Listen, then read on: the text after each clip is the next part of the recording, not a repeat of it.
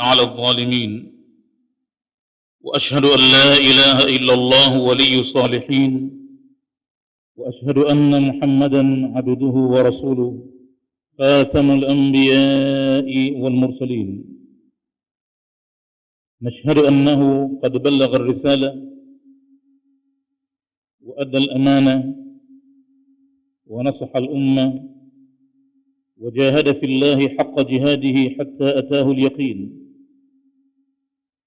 وصلوات الله وسلامه عليه وعلى آله وأصحابه ومن سلك طريقهم بإحسان إلى يوم الدين. أما بعد، فإن أصدق الحديث كتاب الله تعالى، وخير الهدي هدي محمد صلى الله عليه وسلم، وشر الأمور محدثاتها، وكل محدثة بدعة، وكل بدعة ضلالة، وكل ضلالة في النار. اللهم إنا نعوذ بك من عذاب النار. Katika darsa ya tafsiri ya Qur'an al-Karim tumekuwa tukiishi katika suratul A'la, sura yenye aya 19, na tayari tumefasiri aya 5 katika sura hii. Hivi sasa insha Allah Taala tutaendelea na aya 3 zilizokabili, aya nambari 6 na 7 na 8. Na kama kawaida, kwanza tunaanza tafsiri ya Kiswahili ya neno kwa neno, alafu tutaingia katika mufradati, yani kuyafasiri maneno magumu ya Qur'ani. Baada ya hapo tutaangalia al-maana al-jumali. Hizi aya 3 maana yake kimkusanyiko zinalenga wapi na katika maana gani? Na baada ya hapo tutaingia katika maana al-idahi, ambayo hiyo inakuwa ni maana ya tafsiri kubwa zaidi, kutambuliwa zaidi. A'udhu billahi minash shaitani rajim. Bismillahir rahmanir rahim. Sanuqri'uka fala tansa illa ma sha'a Allah innahu ya'lamu al-jahra wa ma yakhfa wa nuyassiruka lil-yusra. Hizi ni aya 3 zimewekwa katika maudhui moja. Mwenyezi Mungu anamkhutubia mtume wake Muhammad baada ya kumpa amri kuwa alitakase jina la Mola wake, na hataweza kujua maana ya jina hilo, tafsiri iliyomo, ila kwa kusoma. Ndio maana aya ya mwanzo ikaja iqra, soma, bismi rabbika alladhi khalaq, kwa jina la Mola wako ambaye ameumba. Kwa maana hiyo huwezi kumtambua Mwenyezi Mungu, bali wala huwezi kuyatambua majina yake katika sifa alizonazo mpaka usome barabara tauhidi.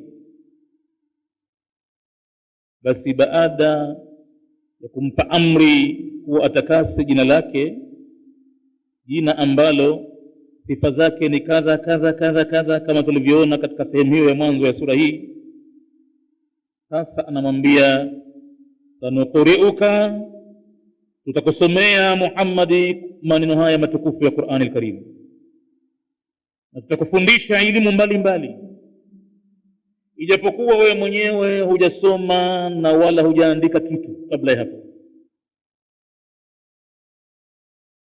Nasema katika aya nyingine, wala takhutuhu biyaminik idha lartaba almubtilun ma kunta tatlu min qablihi min kitabin. Hukuwa Muhammad ukisoma kabla ya maneno haya kitabu chochote kile, si msomaji. Wala takhutuhu biyaminik, na wala hukuyaandika haya kwa mkono wako. Idhan, laiti kama ungelikuwa na sifa mbili hizi za kwamba wewe umesoma na unajua kuandika, kwa hakika hapa kidogo ingeleta mushkili.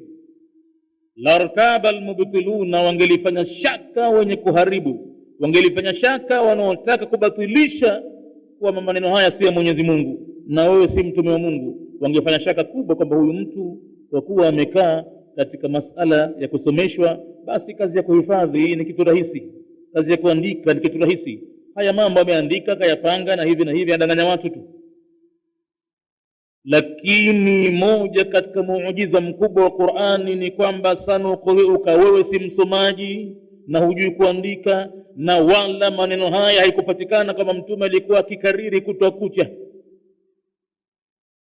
Ni pale pale anapokuja Jibril, wakati ule mtume anakuwa na pupa ya kutaka kwamba labda yasimponyoke ile maneno, na pamoja na hayo akaambiwa la tuharrik bihi lisanaka, usitikise kwa hii Qur'ani ulimi wako, litaajala bihi, ili kuifanyia haraka hii Qur'ani kwamba labda isikuponyoke anapokusomea Jibril.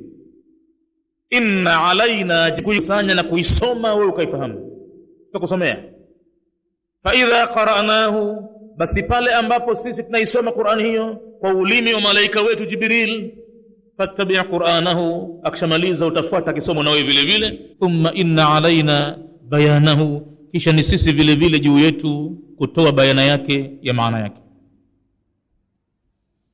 Moja katika muujiza mkubwa kabisa wa Qur'ani maneno Mwenyezi Mungu ni kule kupewa katika kinywa chake mtu ambaye hakujua kusoma wala kuandika, na Mola wake anamthibitishia sanuqri'uka, tutakusomea Muhammad maneno haya na tutakusomesha mambo mengi, wala tansa, basi hutosahau katu. Hii ni miujiza mikubwa kama Muhammad hakuna sahau kwake yeye kwa maneno ya Mwenyezi Mungu, isipokuwa pale ambapo anasahau Mwenyezi Mungu ametaka kwa maksudi kuonyesha tu ubinadamu wa kiumbe chake. Wakati anasalisha huja ikatokezea baadhi ya aya za sura zikamkanganya kidogo mtume, akawa amepotea, anaingia kwenye sura nyingine kwa zile aya ambazo mutashabihati. Lakini lile jambo linafanywa kwa hikma maalum, kwa maslahi maalum ya umma, kwa kuhimizwa watu kitabu cha Mungu wakihifadhi, kwa kuwa Muhammadi aliye mbele yao anawasalisha ni kiumbe binadamu kama wao, anasahau kama anavyosahau wengine. Kwa hivyo inapewa hukumu pale katika swala kuna kitu kiitwacho tanbihi, kumnabihisha mwenye kuswali akiwa ni imamu. Unaisoma aya ya Qur'ani ambayo imempotea pale, mtume anasahaulishwa kwa makusudi, Mwenyezi Mungu anakuwa anamuondolea makusudi. Lakini si kama ndo imempotea, haimo kifuani mwake sura nzima au aya nzima au kutoka aya fulani mpaka aya fulani zimepotea. Hicho kitu katu hakiwi kwa mtume. Amezipanga bwana mtume aya zote za Qur'ani, baada aya hii anasema weka aya fulani mbele yake, na ilhali ya kuwa sura hazikuwa zikija mfululizo mwanzo mpaka mwisho, inakuja aya mbalimbali tofauti, hii na hii na hii, mara sura hii, mara sura nyingine, mara sura nyingine, na mtume anasema kwamba hii itakuwa ni aya katika sura kadhaa kadhaa, iwekeni baada aya kadhaa kadhaa. Huo ni mpango rasmi kapanga mwenyewe kabla kutoka duniani. Na sura kuziweka kuanzia alhamdu kule sura al-Fatiha, na baada kuja al-Baqara, baada al-Imran, an-Nisa'i, ni mpango rasmi kwa upanga mwenyewe. Mtume kasema baada sura hii wekeni sura hii, baada hii wekeni hii, kabla kufa kwake. Na hiyo ni kwa amri ya Jibril na ni kwa amri ya Mwenyezi Mungu mwenyewe. Muujiza mkubwa wa Qur'ani ni kwamba Muhammad anaisoma Qur'ani haisahau.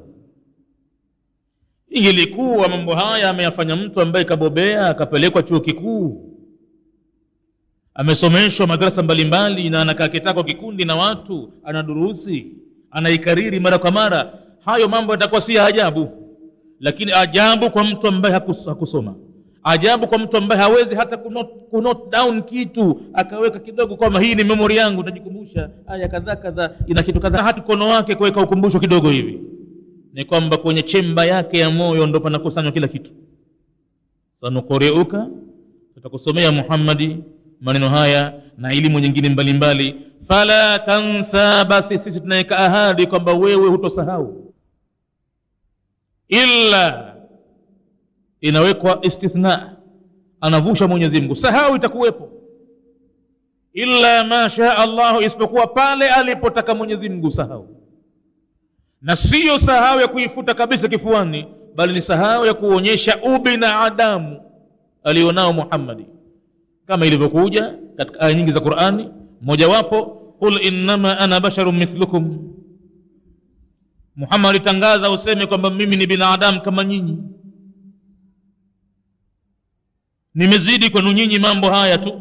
Yuha ilayya, pamefunuliwa kwangu mimi, annama ilahukum ilahu wahid, nikwambieni ya kwamba Mola wenu kumwabudia ni Mwenyezi Mungu mmoja tu peke yake.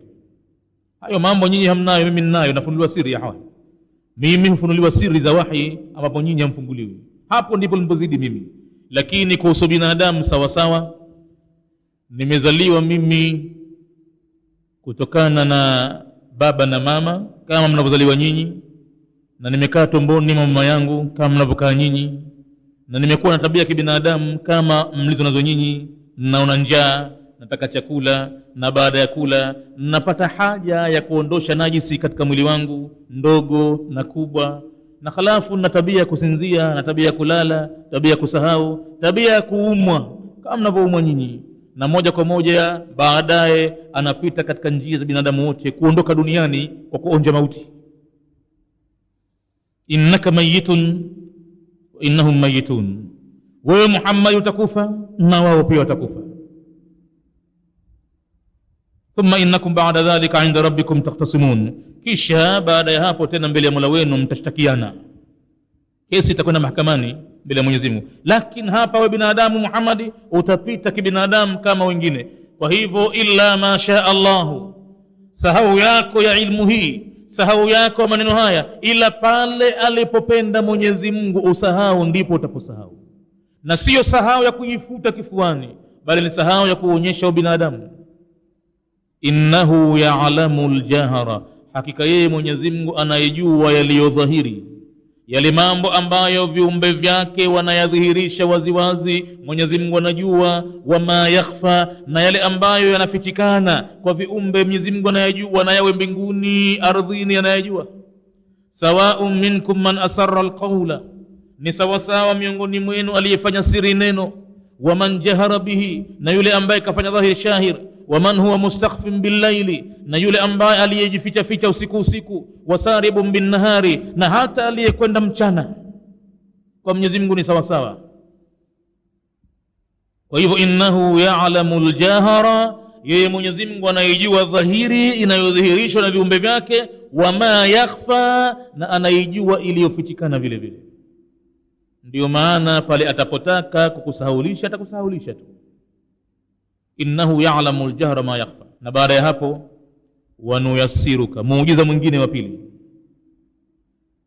na tutakufanyia wepesi Muhammad, lilyusra, kwa ajili ya kuyakabili mepesi.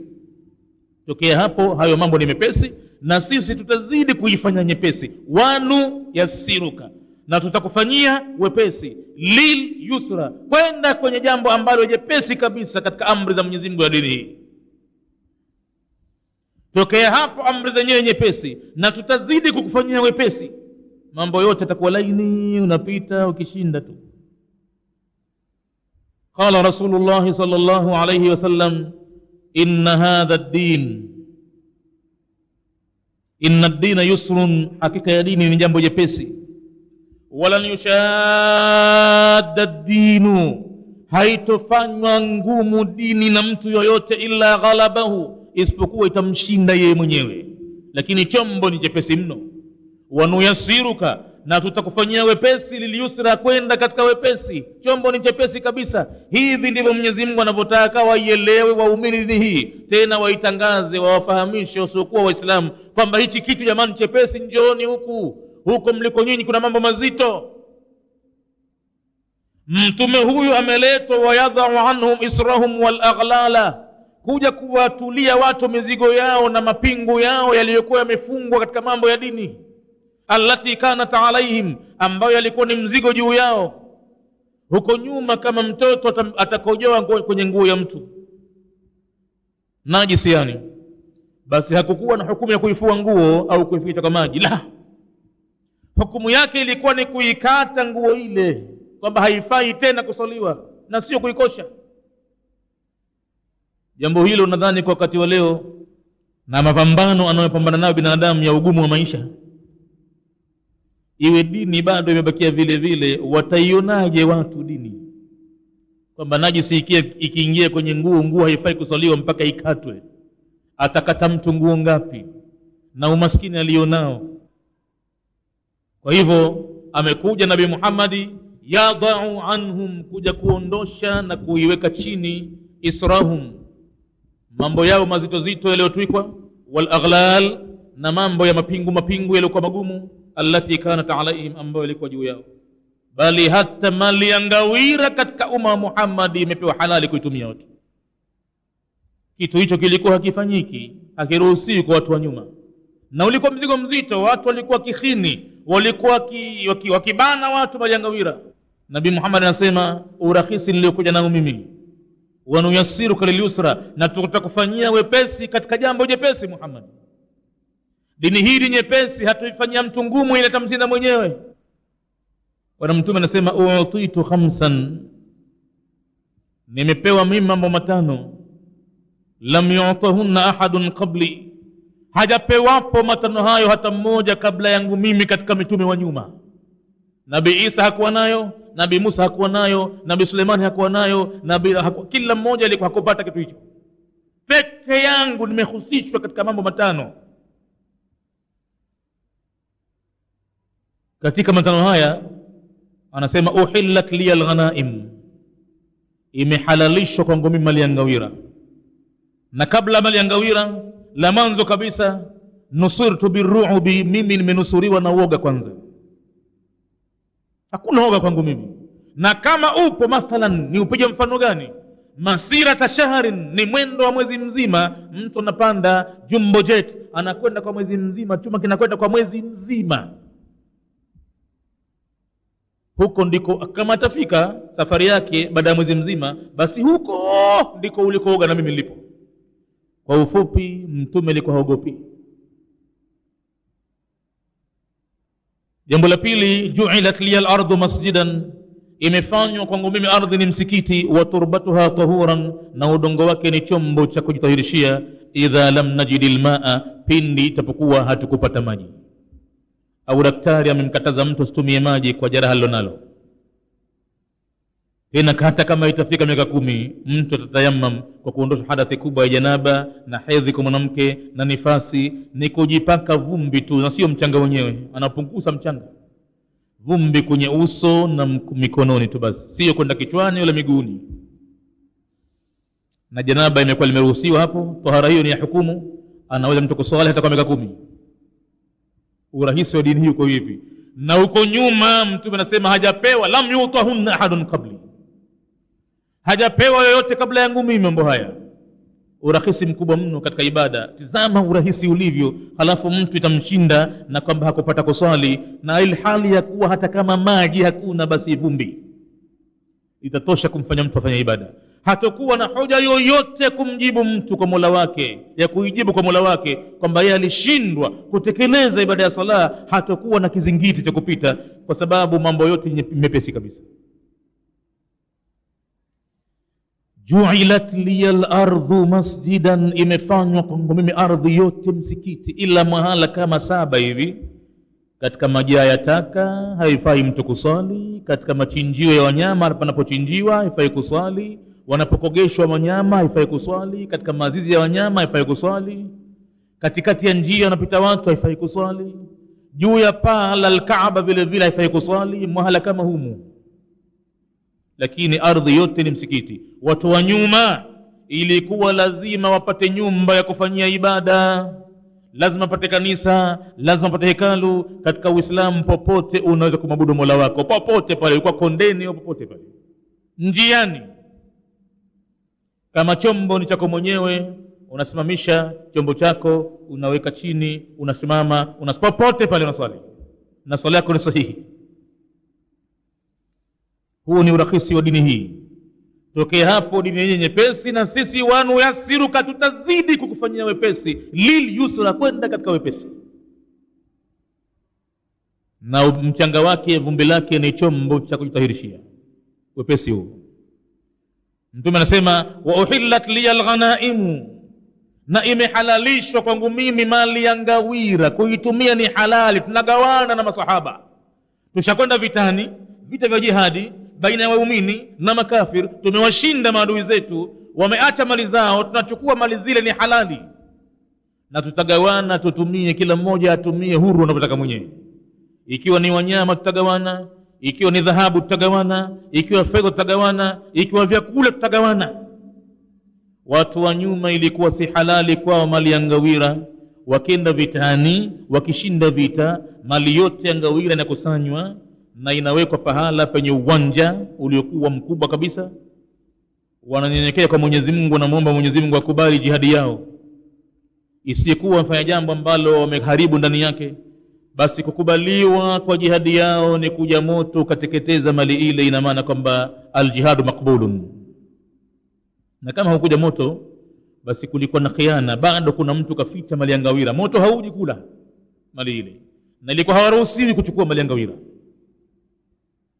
Dini ilikuwa ngumu sana wakati huo, na kama ingelikuwa mambo hayo mpaka siku hizi ndivyo yalivyo, basi mambo yangelishinda. Ni halali ya mali ya ngawira tu, na watu wakigombana mbele ya Mtume kuhusu ngawira, wakigombana mbele ya Mtume Mwenyezi Mungu kishagawa ngawira, basi kuna watu wanatia maneno ya kwamba ugawaji huu ugawiwa leo huu, wallahi ma udila fiha, haukufanyiwa uadilifu mbele ya Mtume. Anasema hivi hivi, ugawaji gani umetumika? Discrimination hapa, mapendeleo, huyu kapewa hivi, huyu kapewa hivi. Mtume anahamaki, anakunja uso, anasema faman yaadilu, mnaniambia hivyo nyie? Nani mwingine atafanya uadilifu? Idha lam yaadilillahu wa rasuluhu, madhali ya kufanya uadilifu Mwenyezi Mungu na mtume wake, nani mwingine atakuwa mwadilifu? Anahamaki Mtume. Kisha Mwenyezi Mungu akateremsha aya za Qur'ani kuwagombeza watu wasishughulikie kugombania hivi. Anawaambia wa'lamu annama ghanimtum min shay'in fa inna lillahi wa rasulahu fa inna lillahi khumsahu, tambueni kwamba ile mali ambayo mmepata ngawira ni ya Mwenyezi Mungu, sehemu yake ya 5 igawiwe mafungu 5, halafu fungu moja katika 5 la Mwenyezi Mungu msiliguse hilo, na hilo litakwenda kwa mtume wake na jamaa zake, mayatima, masikini na hivi na hivi na hivi, msiguse.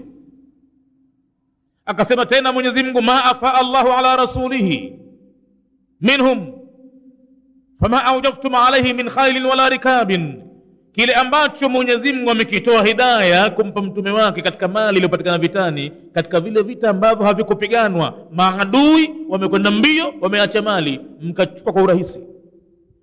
Na kwambieni fama awjaftum alayhi min khailin wala rikabin, hamkuyahangaikia mali haya kwa farasi wala kwa kipando chochote kile, walakin Allah, lakini Mwenyezi Mungu mwenyewe, yusallitu rusulahu ala man yasha'u, humsalitisha akampa ushindi juu ya mtakaye katika waja wake. Kwa hivyo msigombanie kitu hicho. Wama atakumur rasulu fakhudhuhu, alichokupeni katika mali hiyo mjumbe wa Mwenyezi Mungu kichukueni hicho hicho, ridhikeni. Wama nahakum anhu fantahu, na kile ambacho amekataza basi nyinyi komeni nacho, msikitaki. Huko nyuma ili kuonyesha uzito jambo hili, maana mali na binadamu hususan kenda kaichuma yeye, kasababisha kenda vitani, anarejea kilema jamaa yake mwingine kauawa, na yeye mwenyewe kaja hana mkono, jicho lake moja bovu, halafu mali ya ngawira ile pale naiona mali nyingi. Ilivyoelekea kwamba mali ile igawiwe, imliwaze, ende akajitibu, japokuwa jicho la kaure hatie na bandia angalau, japokuwa mguu mwingine wa bandia apate kuendea kidogo msikitini, lakini kakatazwa asitumie mali ya ngawira, na karejea na kilema vitani. Ilikuwa ni gumu jambo hilo. Basi litokezea katika wakati mmoja, Bwana Mtume sallallahu alaihi wasallam anasimulia, anasema kenda vitani Mtume miongoni mwa wajumbe wa Mwenyezi Mungu waliopita nyuma, akashinda katika vita vya jihadi, mali ya ngawira kapatikana nyingi sana. Tahamaki kuna watu walificha dhahabu yenye ukubwa kama kichwa cha ng'ombe. Hawakustahimili watu bwana, jambo gumu sana hilo. Ilikuwa kuna uzito kadini, walificha watu dhahabu ina ukubwa kama bichwa la ng'ombe. Angalia ng'ombe alivyo, bichwa la ng'ombe lile, dhahabu hiyo kiwango kile, mchezo. Pauni 1, pauni 2 tu, mamilioni, maelfu ya mashilingi. Leo dhahabu kichwa kama ng'ombe. Walificha watu pahala hivyo, akasema msiseme, tungojee matokeo. Mambo haya kama tutaona kwa salama salimini, haya basi tutagawana baadaye, lakini kwanza sasa hivi kwanza zuia habari hii, msiipeleke kule. moto ukaombwa uje kuteketeza mali ya ngawira, haukuja. Mtume wa Mwenyezi Mungu akawaambia wafuasi wake, inna fikum ghulul, hakika kati yenu kuna mtu amekhini, lazima falyubayani, lije linipe mkono mimi hapa. Kullu kabilatin, kila kabila wamchague mtu wao mkubwa wao, aje mbele yangu hapa mimi anipe mkono. Mkono utakaoganda kwenye mkono wangu hautoki, ndo huyo huyo watu wake, kabila lake lazima lifanya khiana. Wakapita mmoja mmoja pale, wakuu wa makabila, kila mmoja anapewa mkono, nenda zako, toa mkono, nenda zako. Ilifika zamu ya mtu mmoja katoa mkono, yeye na mwenziwe labda hivi au mmoja peke yake. Kama kila ukivutwa mkono ule hautoki, akamwambia inna fikum ghulul, kabila lako kuna watu wamekhini. Wache sasa watu wa kabila lako, maana unajua ukisema na atokeze mtu, hatoki mtu. Nani kabania? Hatoki mtu. Lakini na waje wapite mmoja mmoja kabila lako hapo. Wakaanza kupita mmoja mmoja. Kuna mtu mmoja au wawili mikono yao ikagandana na Mtume, haitoki tena. Akamwambia, nyinyi wana mmefanya khiana, mmeficha kitu, na kwa usalama wenu kabla hayajaji maapizo ya Mwenyezi Mungu hapa, kakitoweni kitu mlichokificha mkiletea. La kama hamtaki, mimi sasa nitaomba kwa Mwenyezi Mungu niapize yari yenu. Mwenyezi Mungu atahukumu vipi sijui. Wakaogopa watu wale, wakaenda wakaifichua dhahabu ukubwa wake kama kichwa cha ng'ombe, wakaileta pale. Baadaye moto ukaombwa, ukaja ukateketeza mali ile ngawira. Wanuyassiruka lilyusra, na tutakufanyia wepesi kuendea katika wepesi. Dini hii inataka ifahamike na kila Muislamu, ni jambo jepesi mno, limewekwa alipende mtu mwenyewe. Ataweza kumwabudu Mola wake mtu popote alipo, katika hali yoyote alionayo ile ya ugonjwa na uzima, ibada ataifanya na ataipenda, ataifurahia, haitomtesa, haitomtaabisha. Na kama yuko kwenye nchi ya baridi, kwenye joto, kwenye ngapi, alimradi hata safarini, angani, yuko juu, ataifanya ibada ya Mwenyezi Mungu. Tena bila tabu yote atapewa urahisi wa ibada. Wanuyasiruka lilyusra, huu ni wepesi mkubwa sana ambao ulikuwa ni uzito. Ushahidi wake ni kwamba watu hawakuweza kustahamili. Kisha Mtume akasema, ulipoonekana umma wangu mimi dhaifu wa imani, na utakuwa ni dhaifu mpaka wa mapato vile vile, kuna watu tuko hali zao duni sana, basi Mwenyezi Mungu alipoyaona hayo akahalalisha mali ya ngawira tutumie sisi, togawaneni. Ingelikuwa papatu mali ya ngawira, kama ingekuwa haikuhalalishwa, ingekuwa hatari kubwa. Kuna watu dini ingeona nzito, wangeachilia mbali. Lakini imekuwa ni jambo jepesi lenye kupendeza kabisa, laini mno. Vile vile kuonyesha wepesi wa dini hii, Mwenyezi Mungu anaprove kwenye Qur'ani kwa matendo ambayo yametokezea hai katika dunia za Mtume. Maneno haya, wanuyassiruka lilyusra, ni mfano ulio hai. Walipokwenda watu watatu nyumbani kwa Mtume kutaka kuijua ibada ya Mtume ikoje ya sunna,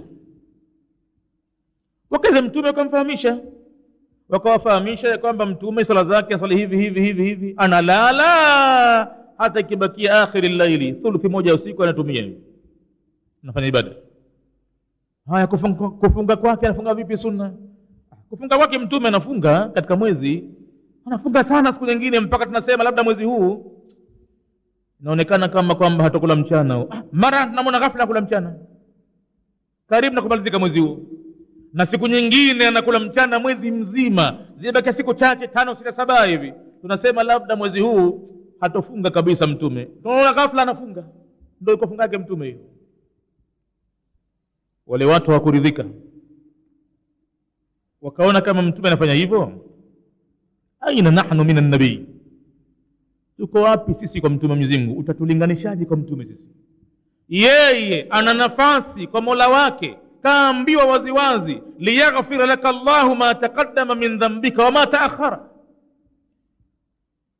ili akusamehe Mola wako yale ambayo yametangulia katika madhambi yako, na hata kama kuna mengine yatakuja baada hujayafanya, yasamehe watakifanya. Kama huyo mtu mwingine ati bwana, hapo ni laini padogo, kwa sababu yeye hana dhambi tena, hata akifanya atasamehewa. Sisi bila shaka tuongeze zaidi, tumejaa madhambi mengi. Mmoja akasema, mimi nitaswali usiku kucha. Kama Mtume analala anaamka katika sehemu ya mwisho usiku, basi mimi itabidi nisali kucha tokea baada ya Isha pale, nikishakula chakula changu pale, nikaja msala pale mpaka asubuhi, niunganisha alfajiri. kama kulala nitalala mchana nipumzike, lakini kwa usiku nitatumia kucha.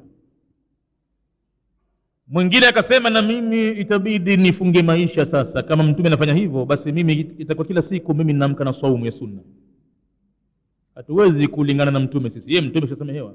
Na watatu akasema wa mimi vile vile la atazawaju nisaa, sitoshughulika na mambo ya kuoa wake, na hata kama nishamuoa basi sitomshughulikia tena kwa matamanio, mambo ya kuingilia mimi, na hapana, mimi itakuwa kazi yangu ibada tu. Nitakaa kwenye tabatul, nitakaa kwenye utawa, sihitaji mimi mambo ya kuoa. Huyo mke atanishughulisha mimi na mambo, alafu tupate watoto, iwe chakula tena hakuna, nataka nguo, nataka hivi, anaumwa, nataka nikae peke yangu mimi na Mwenyezi Mungu na mimi tu. Bwana mtume kapata habari ile, yasemekana alikuwa kwa pahala anaisikia wale wote na mnavyosema, akatokea ghafla pale, hakuachilia, akawaambia antum taquluna hadha, nyinyi ndio mlikuwa mkisema hivi na hivi na hivi, basi nakwambieni inma ana akhshakum lillahi wa atqakum, mimi ndiye nimekuzidini kumwogopa Mwenyezi Mungu na ndiye mcha Mungu wenu zaidi kuliko nyote. Na kwa hivyo mimi nalala na nasali usiku. Hakuna usiku ambao usiswali mia sunna, lakini nalala siku nyingine na siku nyingine ninakula mchana. Katika mwezi mmoja ninafunga baadhi ya siku na baadhi ya siku nakula mchana. Na khalas, kama mnavyoniona hivi, wa atazawaju nisaa, mimi ninashughulika na kuoa na ninachanganyika na wake zangu usiku kwa ile haki iliyoko baina mke na mume. Sikhini kiungo changu cha mwili wala simkhini mke wangu vile vile. Na kama mnavyoniona nimepewa mimi na Mwenyezi Mungu 9 kwa wakati mmoja, 9, na wote kila mmoja namtekelezea haki yake. Lakini nakwambieni, faman raghiba an sunnati, akitokezea yote yule ambaye amekwenda kinyume na mwendo wangu mimi, amekiuka ucha Mungu kama huu, na hakuna mtu atanipita mimi kwa ucha Mungu, basi ninamwambia na mimi falaisa minni, si katika mimi, hakunifuata mimi, amenikiuka. Katika dini hii hakuna tabatul, hakuna utawa, kuwa padri asioe na sister asiolewe, kitu kama hicho katika Uislamu hakuna. Imevunjwa katika sura Al-Hadidi, wa rahabaniyatan ibtada'uha, na ule utawa waliouzua manasara, ma katabnaha alaihim, sisi hatukuwaandikia katika kitabu chao. Hawawezi kuonyesha pahala kwenye Taurati wala kwenye Injili, na hata katika hiyo Biblia yao vile vile iliyoko sasa hivi hawezi kuonyesha pahala kwamba mtu asioe au asiolewe, illa bitighaa ridwanillah, isipokuwa wenyewe walitaraji kutafuta radha Mwenyezi Mungu kufanya utawa huo. Matokeo yake fama ra'auha haqqa ri'ayatiha, hawakuweza kuchunga haki ya kuchungwa kwake. Ni kwamba binadamu alikuwa amejikhini katika viwili vyake. Tahamaki, mwili hakustahamili, akili imeharibika, moyo hauwezi kustahamili. Matokeo yake ni kwamba mambo yameharibika. Fama ra'auha haqqa ri'ayatiha, hawakuweza kuchunga haki yake. Kwa hivyo mtume akamwambia faman raghiba anni falaisa minni, mwenye kuchukia mwendo wangu mimi akanikiuka si katika mimi. Chete nifuate mimi vile hivyo ishi. Huu ni wepesi katika dini hii. Wa nuyassiruka lilyusra, mtume anawaonyesha watu wepesi ulivyo katika dini hii. Hakuna ugumu hata kidogo. Hawezi mtu kusimama katika swala atakaa kitako, na kitako hicho itabidi akae kwa mujibu wa ile hali alionayo. Akiweza kukaa kitako cha mutarabbi atakaa tarabbu'i, akiweza kukaa iftirash atakaa iftirash, yani kama unavokaa baina sajdataini. Hakuweza hivyo anakaa tawaruk, kama unavokaa katika tahiyatu ya mwisho utakaa vile. Na kama kuna mtu hawezi isipokuwa miguu inyooshe mbele, basi hivyo ndivyo anavyoweza, atakaa kitako miguu inyooshe mbele na ataswali, na swala yake Mwenyezi Mungu atapokea kwa urahisi kabisa, bila ya kujikalifisha kutafuta vitu vyegemee. Akitaka kusujudu pale iwe hende kwa sijida, aweke mtu mbele yake afanye. Hapana, mtume kakuta mtu anaswali na mbele yake kuna mtu anasujudia pale, akamwambia hapana, weka upande mto. Hii taklifu alichukua ya nini? Unaweza kwenda katika ardhi, nenda moja kwa moja.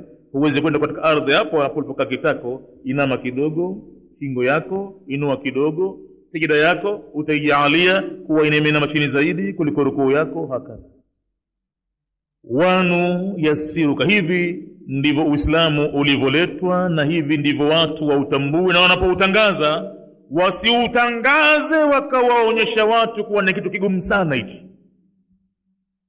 wakakaripia, wakaweka mikakati na vitisho vigumu vigumu. La, anatakiwa atangaziwe mtu Uislamu kwa ni kitu chepesi, laini, anakifurahia. Mimi nikiogopa tu, nikifikiri mimi makubwa sana kwamba mtu labda kunuia kwenyewe atakutawadha pale, kuna maneno ayaseme mengi mno, mimi nikashindwa, nikaona sijajua mambo hayo mimi, na nikaona haya kwenda kwa mtoto mdogo ansomeshe manuizi. Kumbe hakuna manuizi ya maneno bwana, ni kitu chepesi kabisa kabisa. Hakuna manuizi ya maneno kwenye funga wala kwenye sala wala kwenye hija. Hakuna maneno ya mtu kutamka kwamba ananuia. Sasa ni kitu chepesi tu kabisa. Na wengine hubaki nje, hawasali jeneza hali ya kuwa ndugu yao wanahitajia dua pale ya kusaliwa. Kubwa atakwambia kwamba mimi sijui kusali maiti. Kwani kuna uzito wote? Katika wepesi hakuna wepesi kuliko sala ya maiti. Hiyo sala ya fardhi ya kuinama na kuinuka ina mambo mengi kidogo. Hapa ziko dhikri, hapa tasbihi, hapa tahiyatu, hapa kuitadili, hapa hivi na hivi, na kila pahala hapa na maneno yake. Lakini sala ya jeneza, takbira ya mwanzo alhamdu, takbira ya pili kumsalia mtume, 8 asije kumsalia mtume mpaka innaka hamidum majid. Takbira ya tatu ukitolewa naomba dua kwa maiti, na kama hukujua dua yoyote kumwombea itakutosha kusema Allahumma ighfir lahu warhamhu, Mwenyezi Mungu msamehe yeye na mrehemu yeye. Rejea hivyo hivyo tu, rejea hivyo hivyo tu. Takbira ya 4 tena unaomba dua kujiombea nyinyi mlioko pale mnasalia pale, au tazidi zaidi kumwombea maiti unapotaka mwenyewe, na baada ya hapo tena kutoa salamu tu. Hakuna kitu kikubwa zaidi. Yusrun ni wepesi mtupu uliomo katika dini hii. Kama mtu alifahamu kuna uzito au kajitwika mambo mazito, anajikalifisha kwamba pesa sasa hajazipata vizuri, mavuno yake hajaongoka, mvua hazikupita uzuri, atatoa mchango gani? Atakusanya nini kwa ajili ya maulidi ya mfungo 6 ya mtume? Mbona mambo yakukaa sasa safari? Huu ni mzigo ajitwika mwenyewe. Katika Uislamu hakuna habari ya taklifu kama hiyo kwa mazao yake mtu tena ndo asipate chakula yeye mwenyewe, hali ya kashiba, anakusanya mazao ya mwaka mzima kwa ajili ya maulidi ya mfungo 6. Kitu kama hicho hakuna. Mzigo huu anajitwika mwenyewe. Na kama atakuwa na mawazo baada ya kufiwa, nitawafanyaje watu hawa mimi? Nitaweza wapi mimi kuwafanya takhtimu hapa na dhifa nitoe nini? Nitaonekana vipi mimi? Sasa nafikiria madeste mangapi halua yanitoshe mimi, halafu ikifika 40 nifanye nini mimi? Hii kwa hakika ni taklifu yake mwenyewe. Katika Uislamu hakuna siku ya 3 yake kulisha watu, hakuna siku ya 40 yake kulisha watu, na baada ya mwaka mmoja hakuna kitu. Kwa hakika ni mambo mepesi kabisa kabisa. Kama kuna uzito atautia mwenyewe, na mtume anasema akiutia uzito basi ghalabahu, dini kamshinda, iko siku ataacha njiani. Maana msiba kama hujesha unakuja mwingine pengine baada ya wiki moja tu. Haya sasa utafanyaje? Na pengine kuna msiba mingine ya hatari, ile unarejea mazikoni kule, ukifika nyumbani tayari mwingine tayari. Haya sasa unaanza mingine vile vile sasa. Alimradi hivyo ndivyo Mwenyezi Mungu alivyoweka maisha yetu. Ni majaribio matupu, mitihani mitupu. Unapimwa tu mja mpaka uondoke hapa. Kwa mazuri na mabaya, kwa mazito, kwa mepesi. Unatazama imani yako itavyokuwa tu. Wa nuyassiruka lilyusra, na tutakufanyia wepesi kwenda katika wepesi. Hizi ni aya 3, 6, 7 na 8 katika sura hii Al-A'la. Hiyo ni tafsiri ya neno kwa neno kwa Kiswahili, na baada ya kupata frame hiyo sasa tunaingia kwenye Qur'ani yenyewe. Na kwanza kabisa tunapata mufradati, yani maneno magumu ya Kiarabu yaliyomo ndani ya Qur'ani. Aliposema sanuquri'uka ay naj'aluka qari'an lilqur'ani, Muhammad tutakufanya ni msomaji wa Qur'ani wa juu.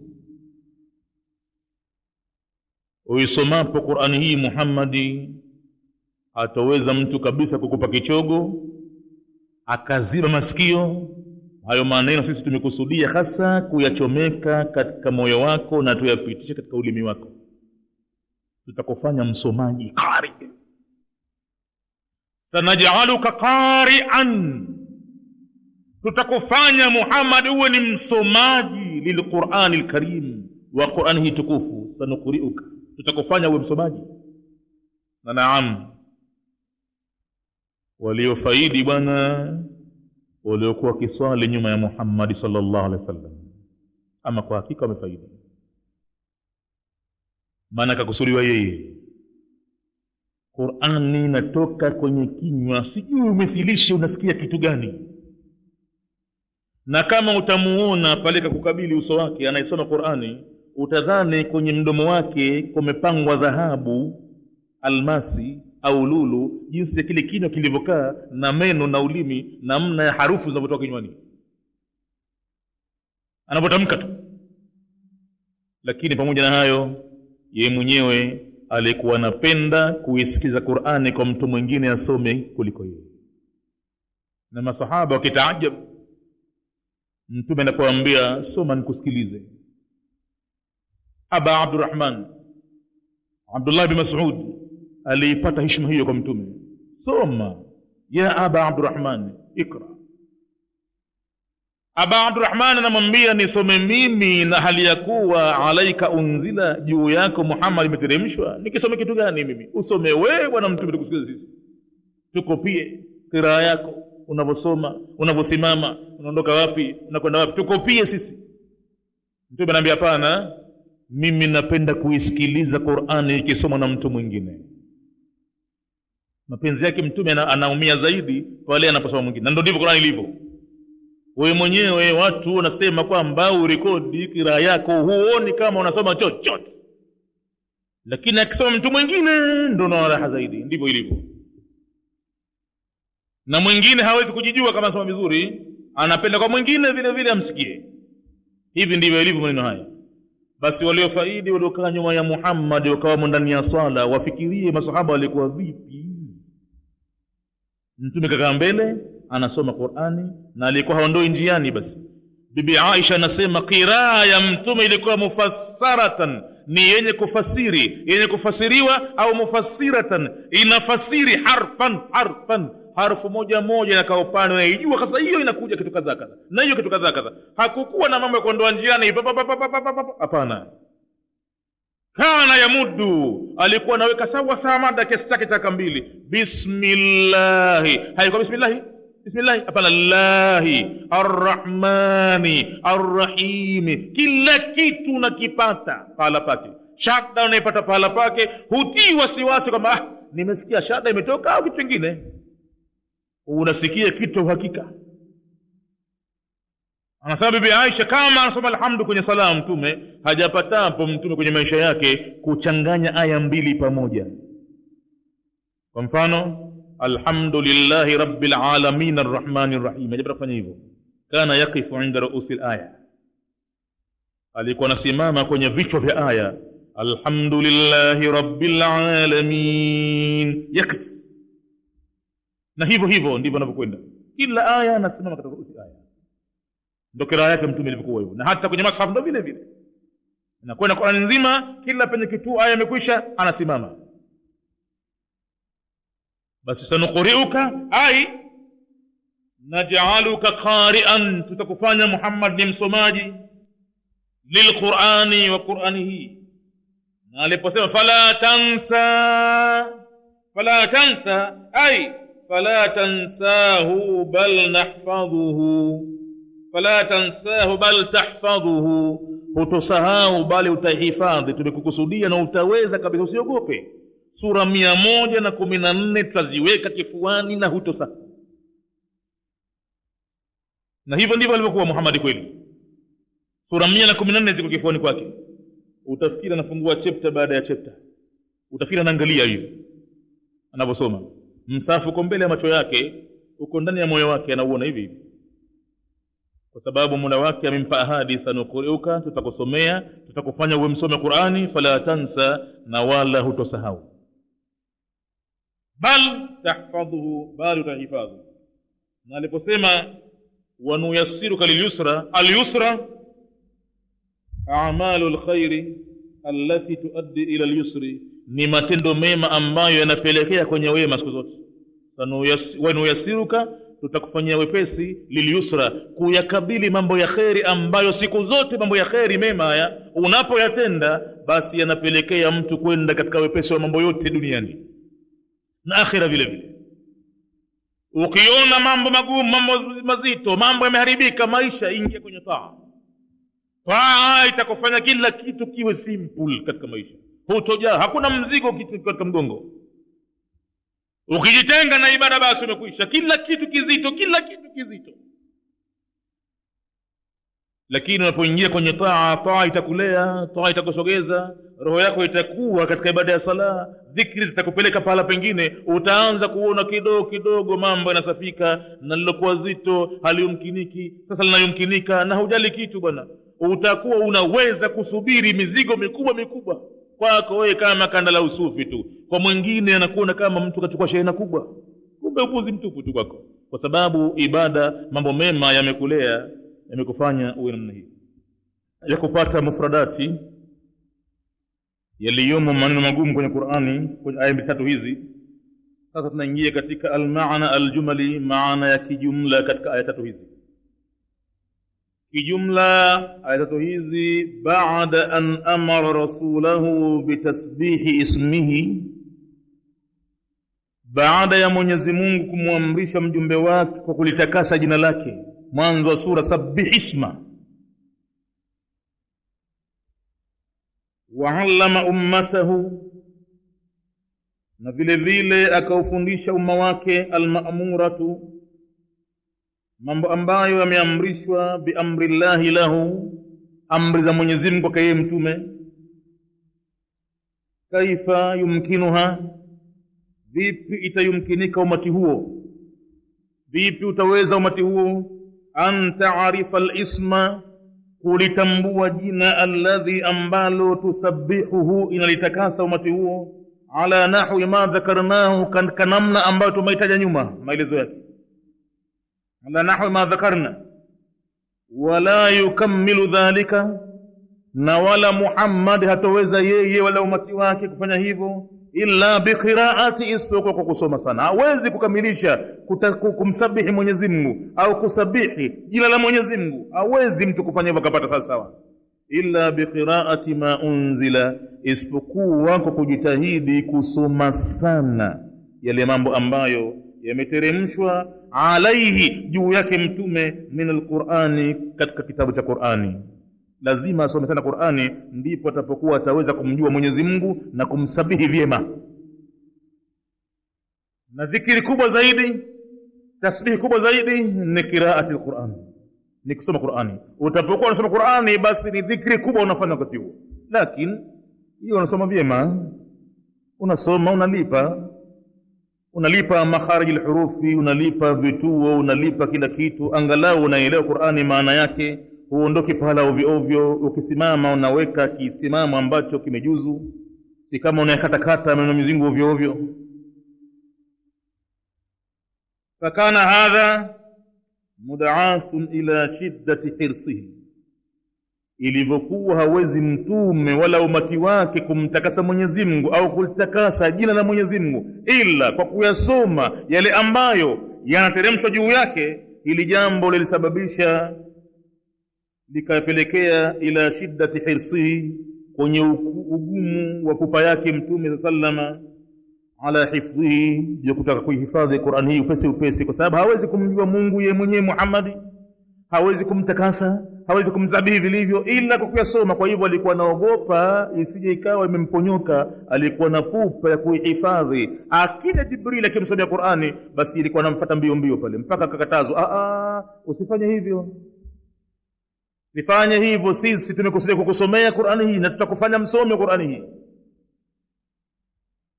Wa min thamma, hapo ndipo Mwenyezi Mungu waadahu, akampa ahadi, bi annahu sayuqri'uhu, kwamba yeye atamsomea Qur'ani na atamfanya kuwa ni qari wa Qur'ani, min kitabihi ma fihi, kutokana na kitabu chake, wa yaliyomo ndani yake, tanzihi ma fihi tanzihihi, ambayo ndani yake mna mambo ya kumtakasa yeye Mwenyezi Mungu, wa tabyini, na ndani yake mna bayana, ma aujaba, mambo ambayo yamewajibisha, an ya'rifa min sifatihi, kutambua vipi sifa za Mwenyezi Mungu zilivyo, ahkam shara'ihi, na hukumu za sheria vipi na gani zilivyo, kama wa'adahu, kama alivyomwahidi yeye, bi anna ma yuqri'uhu illa bi anna ma yuqri'uhu iyyahu la yansahu, akampa ahadi kwamba yale mambo ambayo anamsomea kwamba hatayasahau. Usiwe na pupa Muhammad, haitokuponyoka kabisa kabisa Qur'ani.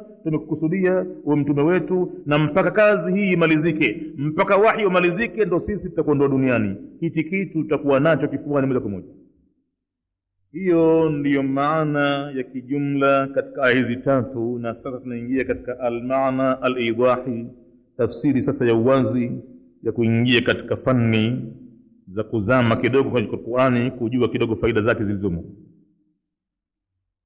Sanuqri'uka fala tansa, tutakusomea au tutakufanya uwe msomaji wa Qur'ani na wala hutosahau.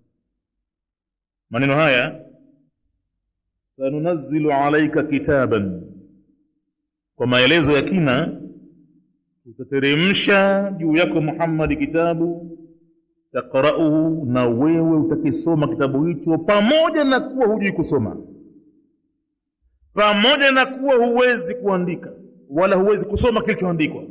Sisi tutakuteremshia kitabu juu yako na utakisoma, ili iwe ni muujiza wa kutosha kwa wale watafuta haki, wa kutazame wewe tu ulivyo na namna gani maneno haya ilivyokuwa wasahau. Basi itakuwa tayari ni muujiza hiyo. Wala tansa minhu shay'an, na wala hutosahau kwenye kitabu hicho hata kitu kidogo, baada nuzulihi alayka, baada kuteremka maneno hayo juu yako wewe. Waqad kana alayhi salamu, na kwa hakika alikuwa mtume Mwenyezi sallama, idha nazala alayhi alquranu, wakati ule ambapo imeteremka Qur'ani juu yake, akthara min tahriki lisanihi, alikuwa ni mwenye kuutikisa ulimi wake kwa pupa, kwamba anafuata pale pale. Aya inasomwa wa innaka, naye pale pale wa innaka, sabbih isma rabbika, basi naye pale pale anafuata mbio mbio kwa Jibril. Ilikuwa ni mpupa alionayo, kwa sababu alikuwa anaogopa asije kaondoka Jibril akaja kasahau maneno pale. Alikuwa anaogopa, hakujua kwanza kwamba kuna ahadi hiyo, mpaka aliposomewa ahadi hii basi aliacha.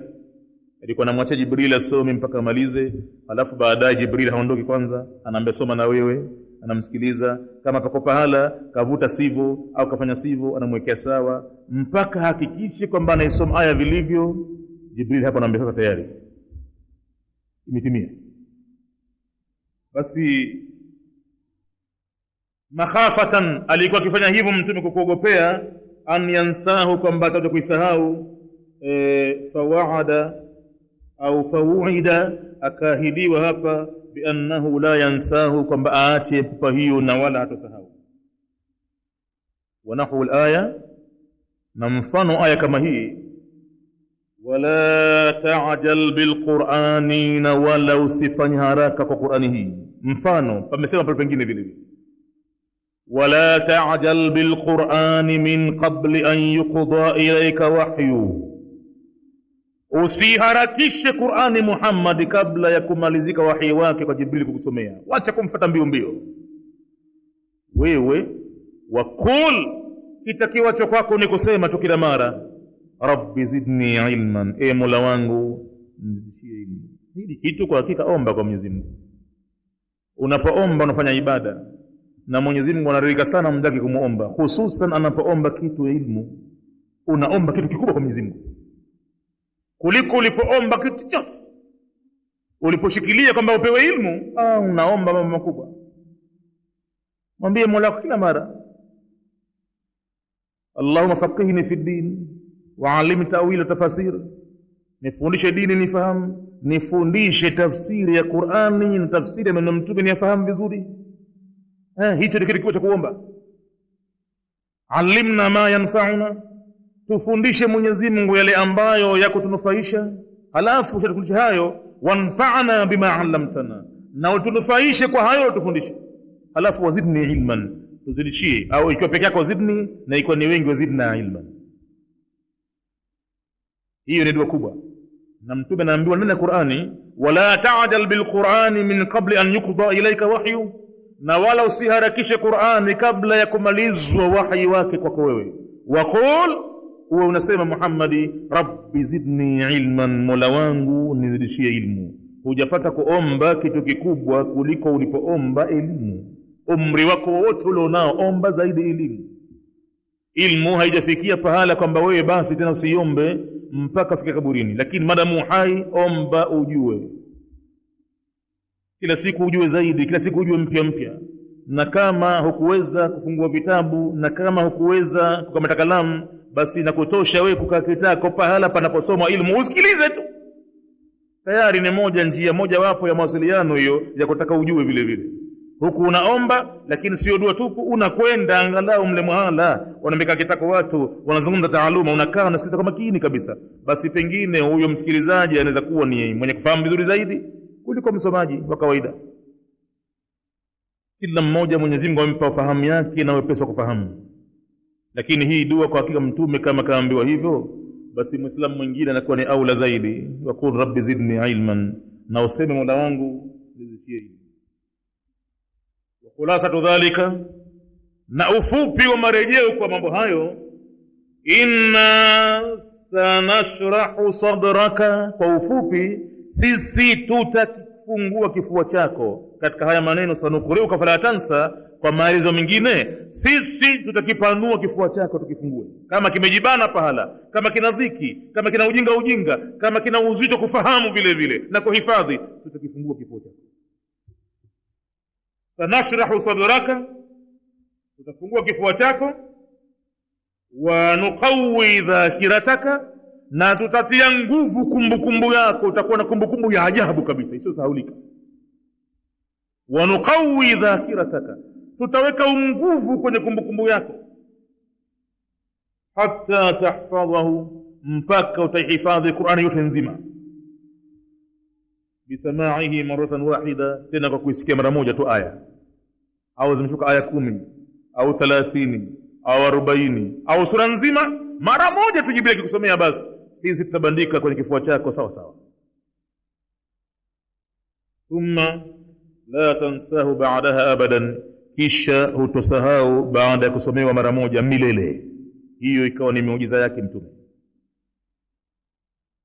Halafu walamma kana hadha alwa'd, ilivyokuwa ahadi hii ala sabili ta'bidi, iko katika njia ya umilele, imewekwa kwamba hutosahau milele. Ahadi ni hiyo.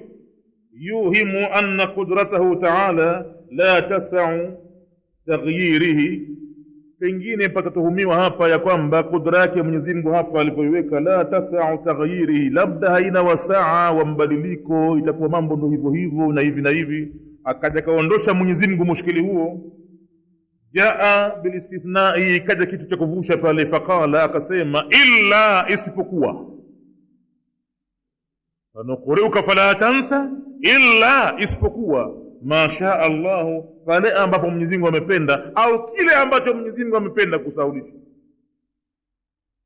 Yani fa in arada an yunsiyaka, atapotaka Mwenyezi Mungu kusahulisha shay'an, kitu chochote, lam ya'jizhu dhalika, hakitomshinda Mwenyezi Mungu hicho, atafanya atakavyo Mwenyezi Mungu mwenyewe.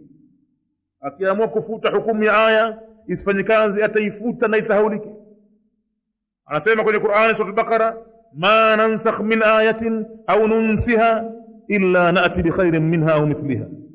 Ma nansakh min ayatin, kile ambacho sisi tunakifutia hukumu kwenye aya ya Qur'ani kwamba sasa hukumu hii basi, au nunsiha, au tunaisahulisha katika nyoyo za watu, hatufanyi hivyo illa na'ti bi khairin minha, isipokuwa tunaleta aya bora zaidi au hukumu bora zaidi, au mithliha, au mfano wake ndio ile ile, lakini kidogo tunabadilisha. Bas qala, akasema al-Farra'u, mwanachuoni al-Farra'u, innahu ma sha'a an yunsiya Muhammadan sallallahu alayhi wasallam shay'an, hakika Mwenyezi Mungu hapa hakutaka kumsahulisha Muhammad chochote kwenye Qur'ani kwa maneno haya. Illa anna al-qasda, isipokuwa hapa illa ma shaa Allah, si kama amewekewa kabisa kwamba iko siku Muhammad atasahulishwa pahala atapokonywa Qur'ani, la, isipokuwa kusudio la hapa illa ma shaa Allah min hadha al-istithnai, kutubusha huku bayanun annahu, ni kubainisha tu Mwenyezi Mungu ya kwamba yeye lau arada an yusayirahu, kama atataka kumgeuza mtume wake nasiyan, amfanya sahau, basi la qadara ala dhalika, wallahi jambo hilo ni jepesi mno kufanya hivyo kwa Mwenyezi Mungu, angeliliweza. Kama jaa fi qawlihi, kama ilivyokuja katika maneno mengine, wala in shi'na lanadhhabanna billadhi awhayna ilayka, na kama tumependa sisi Muhammadi, lanadhhabanna, tunaweza kuyaondosha kabisa, billadhi awhayna ilayka, yale mambo ambayo tumeyafunua kwako, tunaweza kuyachukua wenyewe yote. Thumma la tajidu, na kama tutakuondoshia kifuani, la tajidu, hutompata mwingine Muhammad, la tajidu bihi alaina wakila, hutompata mwingine kwa maneno hayo mlinzi au msaidizi akakuletea, illa rahmatan min rabbika, isipokuwa hii ni rehema kwa Mola wako tu. Inna fadlahu kana alayka kabira, hakika fadhila zake Mwenyezi Mungu ambazo zimekuwa juu yako ni kubwa mno. Basi kao kijua maneno haya ni maneno ya miujiza, ni kalamu Allahi al-Qadim, jinsi ya kwamba ni maneno ya miujiza. Mwenyezi Mungu anamwambia kama tunaamua kuyaondoa kifuani kwa Muhammadi, basi atabaki hivi vikaa bubu, anaitafuta mpaka kul huwa Allahu haipati. Akitaka Mwenyezi Mungu ataifuta mpaka alhamdu huijui, tabaki bishangaa hivi. Na kama amekusudia ujue, basi naam, utajua tu.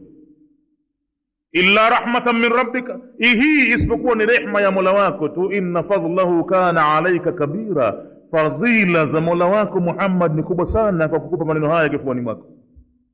Tena nakumbia ufahamu, qul la in jitama'atil insu wal jinnu, waambie lau kama walikusanyika majini na binadamu pamoja, ala an ya'tu bimithli hadha alquran, juu ya kwamba walete mfano kusoma kama hichi. Ala an ya'tu bimithli hadha alquran, wamekusanyika majini na binadamu, wanasaidiana pale, pana kompyuta zinafanya kazi, pana sijui kitu gani, mashine gani, internet zinaitwa pale, ziulize masuala, mashine haziwezi kufanya. La ya'tuna bimithlihi, hawezi kuleta kitu kipya mfano wa hii Qur'ani. Walau kana ba'dhum li ba'dhin dhahira, hata kama baadhi yao kwa baadhi ya wengine wasaidiane. Huyu jini atoe maarifa, binadamu atoe maarifa, walete kitu kama hichi. La ya'tuni, nakwambia maneno haya ni makubwa mno, nami nimekusudia kukugandisha kifuani kwako, yataganda haya. Hiyo ni tafsiri namna alivyoweka wazi katika maidhahi Mustafa al-Maraghi, sanukuruka fala tansa illa ma sha Allah. Na lujna ya wanavyuoni wa Misri wakati huo wa nyuma, Al-Azhari kidogo ilipokuwa imekaa vizuri, mkusanyiko wa mashekhe wakubwa waliikalia kitako Qur'ani, wakasema tuitoe ya mukhtasar, ya ufupi tu, ili mpaka mtu wa kawaida wa chini aweze kufahamu kitabu hichi. Katika aya hii sanuqri'uka fala tansa, wafasiri sanaj'aluka ya Muhammadan qari'an, kenda kama alivyokuwa Maraghi. Na huyu Maraghi naye vile vile ni mwana Azhari vile vile, anatoka katika benchi hiyo ya Azhari. Na lujna ya mashekhe wa Azhar wakati ule wameitoa tafsiri ile ile, sanaj'aluka ya Muhammad qari'an, tutakufanya ya Muhammad ni msomaji, biilhamin minna, kwa ilhamu itokayo kwetu sisi, wewe automatically tutakufanya uweze kusoma neno haya. Kuna kitu cha ilham tutakitumia sisi tukue katika moyo wako. Fala tansa ma tahfadhu, kwa hivyo utasahau kile kitu ambacho unakihifadhi. Illa ma sha Allah, isipokuwa kile ambacho Mwenyezi Mungu amependa, antansahu, kwamba wewe ukisahau. Na pia Ibn Kathir aya hii nambari 6 kaifasiri, anasema wa hadha ikhbarun min Allah ta'ala, hii ni khabari kutoka Mwenyezi Mungu mtukufu, wa wa'aduhu wa wa'dun minhu, na ni miadi kutoka kwake,